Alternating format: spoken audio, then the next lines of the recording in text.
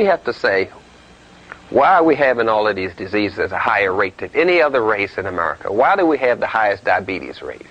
Why is this? Why do we have the highest high blood pressure rate? Why are we going blind at the highest rate of any other race? What's going on here? You say, well, maybe it has something to do with junk food. Just maybe. We don't know for sure. I'm just taking you down this trail. Just say, you don't know, I don't know, so let's make an investigation.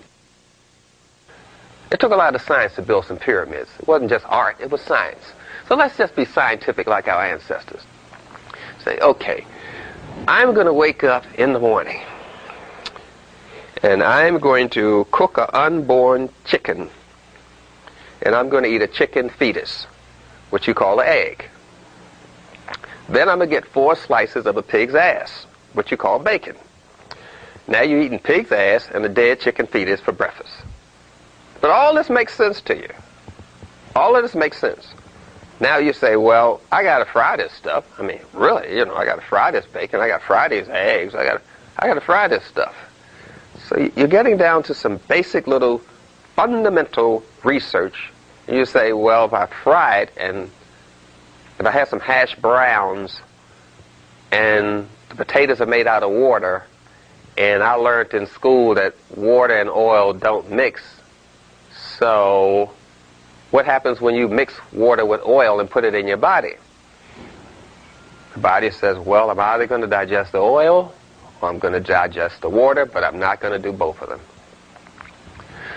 So the body heats up, tries to break down this oil, which it cannot break down, because the oil was made at a temperature of 212 degrees Fahrenheit, and your body temperature is only at 98.6, so your body can't break down the oil, so it just gums up your cells, make them stick together, you know. Then you get a false sense of energy from eating this hash browns, the chicken, if you're eating chicken. I'm calling it chicken, but you like to call it an egg. Let's just be real. It's a dead fetus of an unborn chicken. So you're eating unborn children, using your body as a cemetery, wondering what's going on. So you say, well, maybe my ancestors ate this stuff.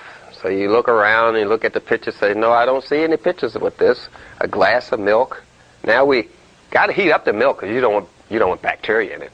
So you heat it up over 212 degrees Fahrenheit. Now it becomes white plastic pus. So you got a glass of pus, 4 slices of a pig ass, a dead chicken fetus, some potatoes mixed with oil, and a glass of orange juice, cooked orange juice, which turns the sugar into orange juice, white sugar, which causes diabetes. Now, you eat all of this stuff together, which doesn't go together, but we was shown a picture in school with all of these foods together, and they told it was the food chart. We saw the eggs with the milk and the orange juice. You remember that picture? Oh, yes. You know who promoted that picture? The dairy company. They said, let us put the picture in the school. So we know that this picture is framed in your mind. You have been nutritionally miseducated. So now we're struggling to get away from this way of eating. So, well, what can I eat? I don't know what to eat. My master taught me to eat this in the morning. Now you're taking away this. What can I eat? So you say, well, let me be scientific and look around and see what nature has other animals eating in the morning. And we notice that animals don't eat heavy in the morning. Not a bird, not a monkey. They don't eat heavy in the morning. Not at all. When they eat heavy is around lunchtime, which means you should be eating your dinner at lunchtime because it gives you the whole day to process it. That should be your heaviest meal. Lunch, not dinner. So you say, well, wait a minute. It's more to this than just that. I have a craving for this stuff. I'm addicted to this food. I'm totally addicted to this food. And what has caused me to be addicted to this food is the food's ability to destroy melanin. That's how drugs work. If it doesn't work on the melanin, it is not a drug at all. So we're talking about we into their culture and we into their diet, and we offer our diet. So we're out of their mind. We're eating from their mind, and we're out of our mind. That's a problem. So we got this melanin, and we know that everything is working to destroy it. The cocaine, the nicotine, the caffeine, the white sugar, the bleached white flour, the salt, everything is working to destroy the melanin. That's how drugs work. But we got to empower ourselves some kind of way to take this a little bit serious here. You don't want to go out the way you're going out. You weren't born with all of these diseases, born losing your teeth, dandruff, funky feet, skin breaking out, 1 turd a week, which comes out of your behind as a senior citizen. You know, no. You weren't born this way, but you're trashing your body. And somebody's got to tell you you're trashing your body. You should just try to eat proper, if it's not for the melanin, for the children's sake. What other investment do you have? But let's go back to this, if it's white, it's right. Because we think our teeth are white when they're yellow.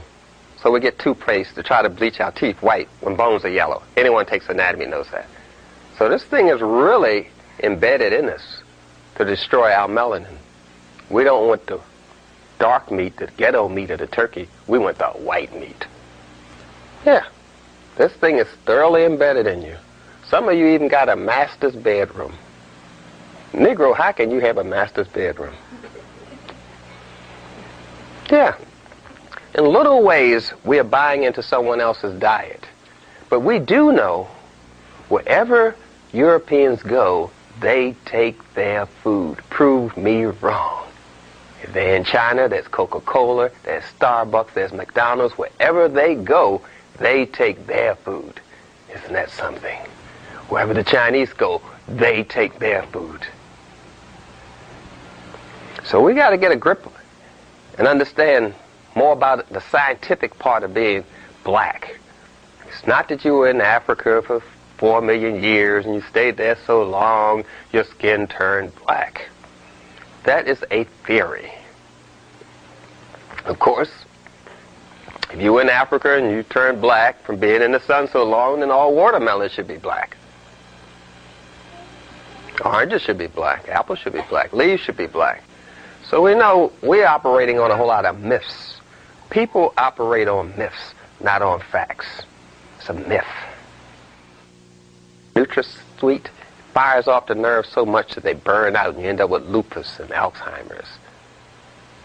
Yeah, all that's caused by aspartame, which you call NutraSweet. Lupus, Alzheimer's, Parkinson's. Sugar causes that too. Parkinson's, Alzheimer's, nerve damage, we call it. Cataracts, glaucoma, high blood pressure, hyperactivity. All that's caused by white sugar. But we say a picture's worth 1,000 words, so we say, okay, what can be wrong with this? It is white. And if it's white, it's pure. So what's wrong with it? And you say, wait a minute. Everything that seems to be causing me problems in my life seems to be white. White sugar, white salt, but since it's white, it's pure.